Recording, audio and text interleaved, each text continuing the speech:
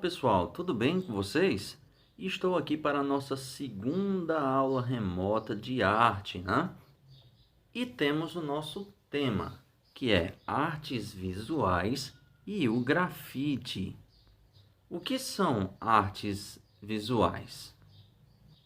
Arte visual seria a designação dada às artes que têm a visão como a principal forma de avaliação, a apreciação.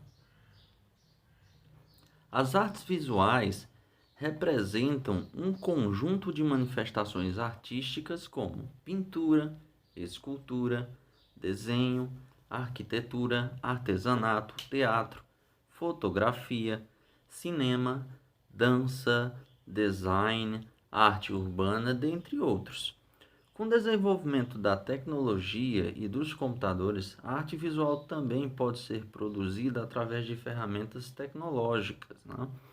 Podemos citar as artes gráficas criadas por meio de programas de computador, softwares, denominada de web art. Processos criativos em artes visuais. Ao apreciarmos uma obra de arte, nos perguntamos de onde o artista pode ter tirado aquela ideia. Há quem diga que a inspiração é algo que já faz parte do artista desde seu princípio. Outros dizem que o processo de criação e inspiração é algo do nosso cotidiano e não nos damos conta disso. É assim quando pensamos nas cores de roupas que combinam, quando os nossos pais vão comprar algum móvel e pensam se ele vai ficar adequado no cômodo, ou nas brincadeiras quando precisamos imaginar objetos, lugares, além de inventar nomes e personalidades para bonecos e bonecas. Observem esta imagem. Quais foram as motivações do artista para realizar este trabalho? O que ele pensou e sentiu enquanto fazia a obra? O que ele queria expressar? Essas questões estão relacionadas à inspiração artística. A inspiração é o desejo, a vontade que motiva o indivíduo a iniciar qualquer processo criativo. É o momento quando temos uma ideia e usamos nossa imaginação e criatividade para expressá-la. O acaso também pode ser um estímulo.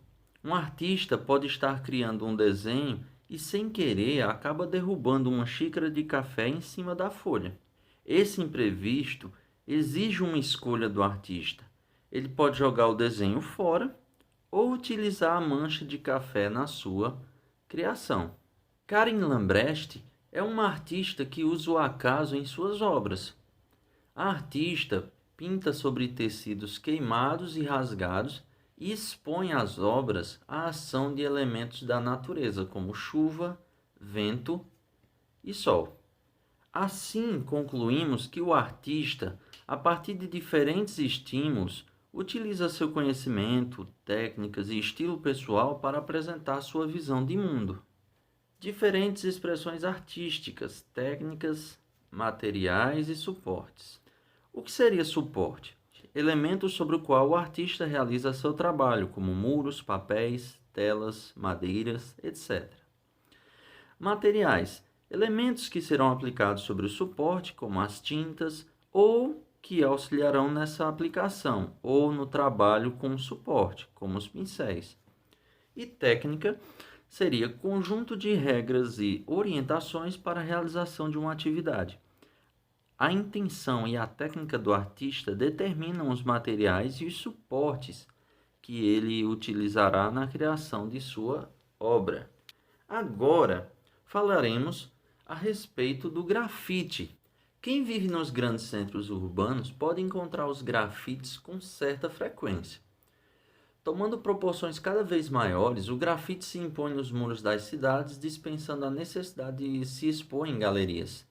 O fato é que, ainda que já conte com certo tempo de história, a humanidade explora a pintura artística em paredes desde a arte rupestre.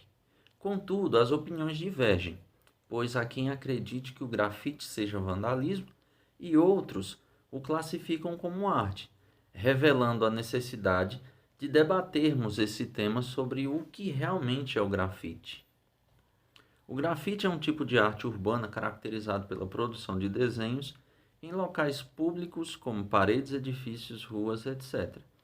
É bastante usado como forma de crítica social e, além disso, é uma maneira de intervenção direta na cidade, democratizando assim os espaços públicos.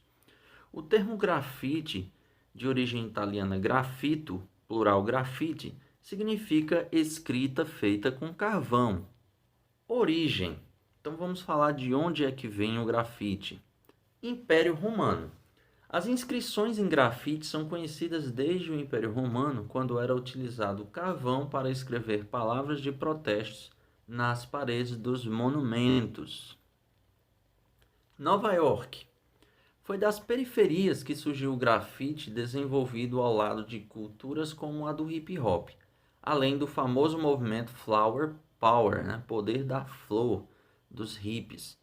Nos anos 60, na cidade de Nova York, jovens provenientes do bairro do Bronx começaram a espalhar suas marcas nas paredes da cidade utilizando tinta em spray.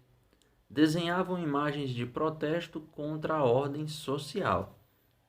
Em Paris, houve um movimento conhecido como Maio de 68, em que estudantes das duas maiores universidades da cidade iniciaram um protesto contra o que acreditavam ser uma política retrógrada das instituições de ensino.